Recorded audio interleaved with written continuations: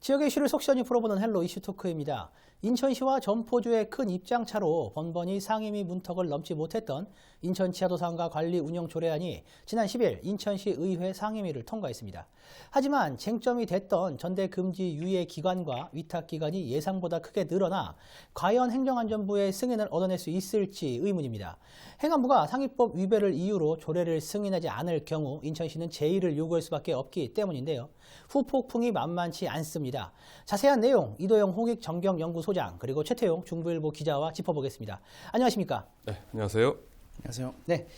네, 최태용 기자. 오랜 진통 끝에 이제 지하도상가 운영 관리 조례안이 이제 10일 상임위를 통과했잖아요. 네. 인천시의 이제 원안을 수정해서 가결을 했는데 그 인천시 원안과 수정안 어떻게 다른가요?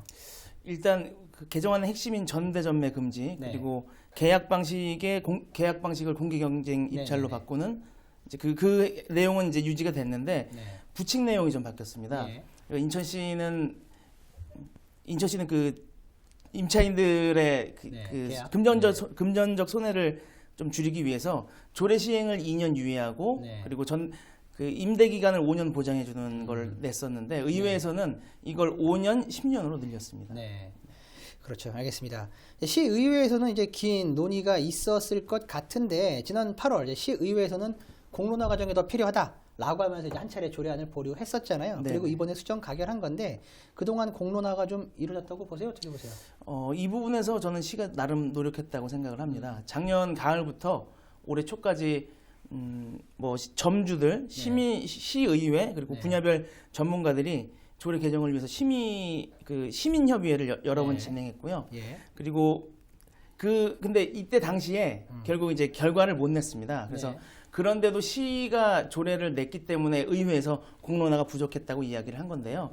그 지적을 받고 나서 전문가위원회를 시에서 열었고 그리고 그 이후에도 그 박남춘 시장이 상인들을 따로 만났었고 그리고 시 담당 부서에서 상인들하고 일주일에 한 번 정도 계속 만났었습니다. 이 부분에서는 아마 그래서 서로 입장은 서로 잘 이해하고 있을 거라고 보입니다. 네, 알겠습니다. 이제 시의회에서도 이제 많은 고심 끝에 이제 수정안을 통과시켰을 텐데 이제 수정안의 내용을 앞서 이제 최태용 기자가 말을 주었지만 이제 간략하게 정리를 하면 그 인천시의 안은 이제 그 상인들 이제 임차 받은 사람들에 대해서는 이제 그 5년의 계약 연장을 또 인정해주고 그리고 이제 재임대 받은 사람들에 있어서는 2년 동안 그 조례 시행을 유예해주는 이런 안인데 이게 수정안에서는 이제 5년이 10년으로 그리고 이제 2년이 5년으로 이제 늘어난 그런 상황이잖아요.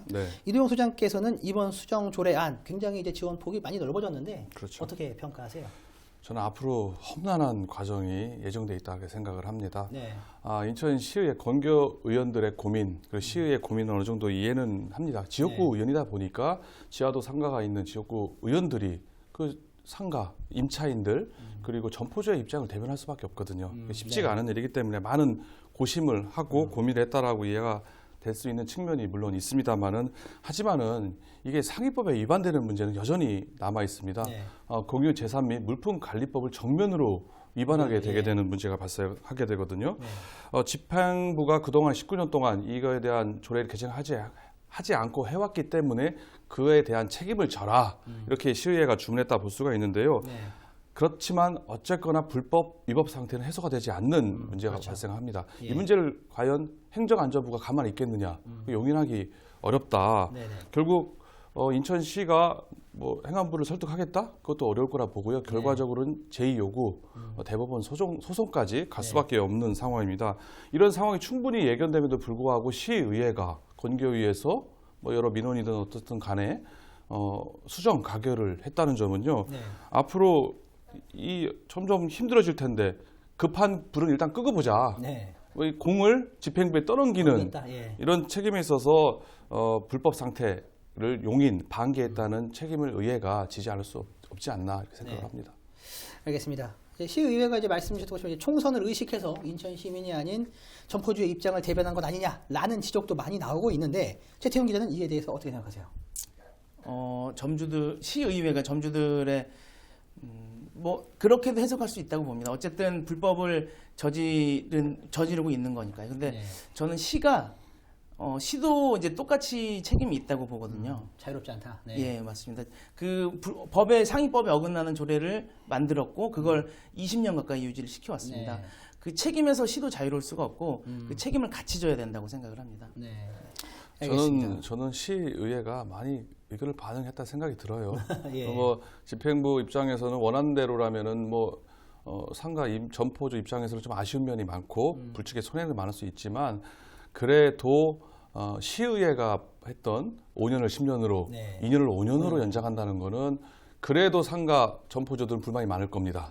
3, 4회씩 걸쳐서 5년씩 수의계약 통해 가지고 15년, 20년을 보장받아야 되고 그 기간 동안 전대를 가능하게 해달라는 요구에서 한 발 후퇴한 거거든요. 그렇죠. 그렇지만 결과적으로는 자기 잘 조율을 시의회에 갔다고 하지만 어쨌거나 상가 임차인들 입장을 많이 들어줬다. 많이 반영했다. 시의회가 네. 그렇게 생각이 됩니다. 알겠습니다. 지난 11월 29일 박남춘 시장은 상인들과의 간담회를 갖기도 했죠. 이도 소장님, 이번 수정안에 대해 인천시는 어떤 입장일까요? 썩 유쾌하진 않을 것 같은데.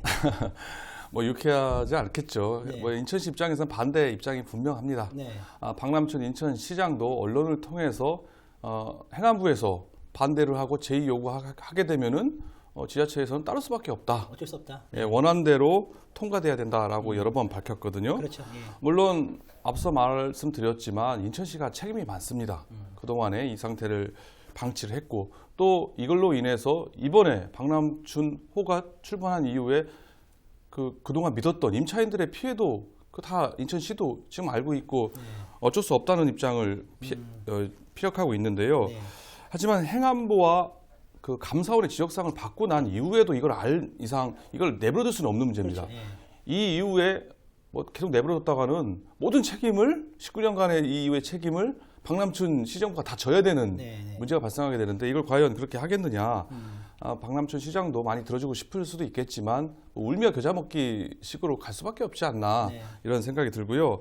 인천시 입장에서는 이제 절차에 따라서 행안부에다가 사전 보고를 하게 되고요. 네. 또 이미 많이 검토를 했겠지만 다시 한번 이제 법률 자문을 받아서 법령 위반 여부를 검토한 다음에 행정 절차, 제의 요구라든지 이런 절차를 진행할 것으로 예상이 됩니다. 네, 알겠습니다. 예, 이제 앞서 말씀 주셨지만 이제 문제는 어찌 보면 이제 행정안전부입니다. 이제 인천시의 경우 행안부의 조율을 거쳐낸 안인데 이제 시의회는 이제 전매 이제 금지 유예 기간과 위탁 기간을 대폭 늘렸습니다. 예, 최태용 기자, 이번 수정안에 대해서 행안부가 문제 제기할 것으로 보세요, 안 할 것으로 보세요? 문제 제기 사실 저는 반반으로 보고 있습니다. 네. 시에서는 행안부가 이제 당연히 제의 요구를 할 거라고 이야기를 하는데 잘 모르겠네요. 어떤 딱히 근거는 없는데 네. 사실 이게 행안부가 지금 시가 내놓은 부칙 내용도 어차피 법에 어긋나는 거거든요. 상위법 위반이고. 예. 네네. 근데 그 기간을 늘린 이 행안부가 그런 허용 범위를 늘려줄 만한 권한이 있을까? 이 부칙을 허용해 준 것도 법에 어긋나는 거거든요. 예. 우선. 네네. 근데 이걸 저는 잘 같이 판단하는 문제라고 생각을 해서요. 네, 반반이라고 보고 있습니다. 저는 좀 의견이 다릅니다. 네. 반반이 아니라 이거는 거의 행안부에서 이걸 용인하기 어렵다. 거의 되지 않을 가능성이 높다라고 봅니다. 적어도 행안부가 이런 거를 조례가 올라왔을 때 인천시와 어느 정도 교감을 가져야 되거든요. 네네. 근데 시하고는 일정 부분 아까 말한 5년, 2년에 대해서는 어느 정도 교감을 했습니다. 그게 아까 최 기자님 말씀하신 것처럼 근거가 있냐 없냐에 떠나서 이 정도까지는 용인할 수 있겠다라고 얘기가 된 거 아니겠습니까? 네네. 그것도 사실 문제가 생길 수 있을지도 몰라요. 상위법 위반되기 때문에. 하지만 거기에다가 10년, 5년으로 집행부가 행안부가 교감한 게 아니라 시의회가 일방적으로 통과시킨 겁니다. 네네. 이게 행안부에서 이렇게 통과됐으니까 지방자치 제도의 원칙상 그냥 해주자. 왜냐하면 이게 전국적인 문제거든요. 네. 여기를 해주게 되면은 대전, 부산, 전국에 있는 서울을 비롯해서 모든 지하도 상가에 대한 불법, 전대, 양수, 양도를 다 그렇게 해줘야 되는 문제가 발생하기 때문에 네. 정책의 일관성, 전국 형평성 문제에 비춰 볼 때도 이것이 행안부에서 이거를 제의 요구를 하게 될 것이고 대법원에 소를 갈 것이 아마 불보듯 뻔하지 않나 저는 이렇게 생각합니다. 네. 알겠습니다. 예, 이번 상임위 자리에서 이제 인천시 최태한 국장이 시의회 안에 대해서 이제 행정안전부와 상의했으나 말씀하셨던 것처럼 이제 불가 입장을 밝혔다라는 이런 답변도 했거든요. 최태훈 기자, 이제 행안부가 인정하지 않으면 이제 인천시는 제의를 요구할 수밖에 없을 텐데 이렇게 되면 사실상 조례 시행 어렵다고 봐야 되겠죠. 사실 시에서는 지난번에 박남춘 시장이 제의 요구를 실현하지 않겠다라고 이야기를 했기 때문에 아마 제의 요구가 있게 되면 행안부에서 하게 될 텐데 법적으로는 제가 생각하기에 제가 취재한 바로는 이제 법적으로는 따르지 않을 수 없지. 그 행안부의 네. 제의 요구 그리고 그 문제 제기를 따르지 않을 수는 시로서는 없겠지만, 따르지 않을 수는 없을 텐데 저는 사실 그게 감수할 수 있는 부분이라고 생각을 하거든요. 그러니까 행안부에서 이걸 시에서 받아들이지 않으면 행안부는 인천시에 이제 그 청렴도 점수를 깎으면서 예산 페널티를 주거든요. 네. 그런 부분을 감수한다면 시도 이번에 수정안을 어느 정도 따라갈 수 있지 않을까. 네네 생각하고 있습니다. 네, 알겠습니다. 이렇게 되면 이제 어쨌든 이제 인천시의 제의 요구에 대해서도 논의를 안 해볼 수 없을 것 같은데 그러면 저는 이제 이 안대로 이제 제대로 이제 제의 요구라든가 이런 부분들이 간다라면은 연내에 조례 처리는 불가능하게 됩니다. 이도영 소장께서 보셨을 때에 인천시로서 이 안에 대해 다른 대안이 있을 것 같으세요? 어떻게 보세요? 제가 볼 때는 아쉽게도 대안이 없을 것 같습니다. 네. 13일 본회의에서 다시 수정 가결을 해가지고 그러니까 건교에서 통과된 안에 대해서 다시 수정안을 내가지고 가결시킨다면 모르겠지만 결국 집행부 원안대로 통과된 일로 기결이 된다고 하면은 어느 정도 해법이 나올 수 있겠지만 그렇지 않다면 달리 뾰족한 방법은 없다. 얼마만큼 박남춘 시정부가 정무력 그리고 정치력을 발휘해서 이걸 어떻게 풀어나가느냐. 뭐 이번에 의총도 예정돼 있고요. 네. 어떻게 풀어나갈지 좀 더 봐야 되겠지만 어쨌거나 집행부의 제의 요구는 불가피하다고 보여지고요. 최 기자님 말씀하셨지만 인천시가 제의를 요구하지 않는다고 해도요. 행안부가 제의 요구를 할 거기 때문에 매한가지 아니겠습니까? 또 마찬가지로 소재계도 마찬가지입니다. 이렇게 될 경우에는 내년에 1월 말이나 2월 초에 다시 시의회 본회의가 열릴 것이고요. 거기서 다시 상정이 될 겁니다. 그때 시의원, 재적의원 과반수의 출석과 출석의원 3분의 2 찬성으로 재결되면 그대로 확정이 돼 버려요. 수정안이. 예, 그렇게 되면은 이제 그 법적 효력을 발휘하게 되는 거 아니겠습니까? 그걸 이제 행안부가 그 조례 효력 정지 및 그리고 무효 확인의 소송을 대법원에 제기를 할 것이고요. 이거는 시든 행안부든 어디에서나 그렇게 할 거라고 보여지기 때문에 결과적으로 별다른 대안 없이 그냥 1년 이상의 소송 다툼으로 계속 진행되지 않을까, 많은 문제점이 발생하지 않을까 이렇게 예상을 합니다. 네, 알겠습니다. 이제 앞서 이제 또 제의 요구 관련된 또 이제 안 다뤄보고 있는데 최태훈 기자, 제의 요구 시 시의회는 이제 또 해당 조례를 또 심의를 해야 되잖아요. 근데 그때도 수정안을 고집할까요? 취재 많이 하면서 이제 이야기 나눠봤을 것 같은데. 12일 날 이제 그 시의회에서 이제 민주당들의 의원총회가 있는데 거기서 13일이 이제 본회의거든요. 그 전에 의견을 좀 모아보자는 차원에서 의원총회가 열리는데 이 자리에서 아마 그 방침이 정해질 거라고 보입니다. 본회의에서 아마 찬성 표결이 되면 제의 요구가 오더라도 아마 받아들이지 않을 가능성이 높아 보입니다. 네, 알겠습니다. 시의회가 이제 재의결할 경우 이제 결국 대법원으로 갈 수밖에 없는데 법의 판단에 맡긴다는 건 이제 갈등을 조율하고 해법을 마련해야 할 인천시와 인천시가 이 책임을 다하지 못했다는 이런 비판을 받을 수도 있을 것 같은데 최태훈 기자는 이 부분에 대해서 어떻게 생각하세요? 수정안이 본회의를 통과한다면 그 제의 요구가 있더라도 아까 말씀드린 대로 시의회는 그 제의 요구를 받아들이지 않을 가능성이 높습니다. 그러면 행안부는 이제 당연히 집행정지 소송 그 조례 무효나 대법원 제소도 분명히 갈 거고요. 그리고 상인들도 이제 가처분이나 집행정지 소송을 할 것으로 예상이 됩니다. 네, 알겠습니다. 이동 소장께서는 이제 제 역할을 하지 못했다는 시와 시의회에 대한 비판에 대해서 어떻게 생각하세요? 네, 앞서 최 기자님 말씀하셨는데요. 시의회가 제의 요구를 받아들이지 않을 것이다. 이거는 법적 절차이기 때문에 시장이 제의 요구를 하게 되면은 제의를 할 수밖에 없고요. 다시 이제 그거를 3분의 2 이상으로 확정시키느냐 아니면 3분의 2를 충족하지 못해서 부결되느냐의 문제로 발생하기 때문에 시의회는 논의를 할 수밖에 없게 되는 거죠. 내년 1월이나 2월 달에요. 어쨌거나 제 역할을 하지 못했다는 비판에 대해서는 저는 그렇게 생각을 합니다. 건교위에서 수정 가결한 대로 본회의를 통과될 경우에는 갈등이 일단락되는 게 아니거든요. 더 큰 갈등, 화를 불러일으키는 거거든요. 더 비화될 가능성이 더 큰 상황입니다. 이렇게 될 경우 인천시 입장에서 어떻게 하겠어요? 원칙대로, 절차대로 갈 수밖에 없는 겁니다. 이 상황에서 어떻게 봐줄래야 봐줄 수가, 뭐 재량 범위권 바뀌니까요. 네, 그렇죠. 이렇게 되기 때문에 이렇게 강대강으로 가게 되면 시와 시의회가 조율할 수 있는, 정무적으로 해결할 수 있는 기회를 이미 날려버린 셈이 되는 거고요. 앞으로는 극한 대결, 의회와 집행부 간에도 치킨 게임 양상으로 흐르지 않을까. 누가 이기나 보자. 끝까지 가는 거 아니겠습니까? 이렇게 되면 결국 피해는 고스란히 임차인들, 상인들, 뭐 점포주들한테 들어가게 되는 겁니다. 이에 대한 책임은 뭐 인천시나 시의회나 마찬가지예요. 뭐 누구나 제 역할을 하지 못했다는 비판을 받을 수 있을 거라 생각이 되고요.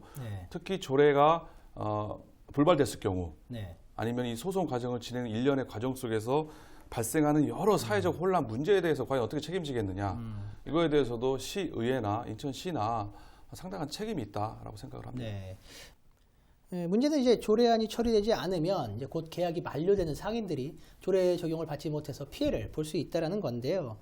그 이제 2년 부평 중앙, 신부평 지하도상가의 경우 내년 이제 계약 만료를 앞두고 있습니다.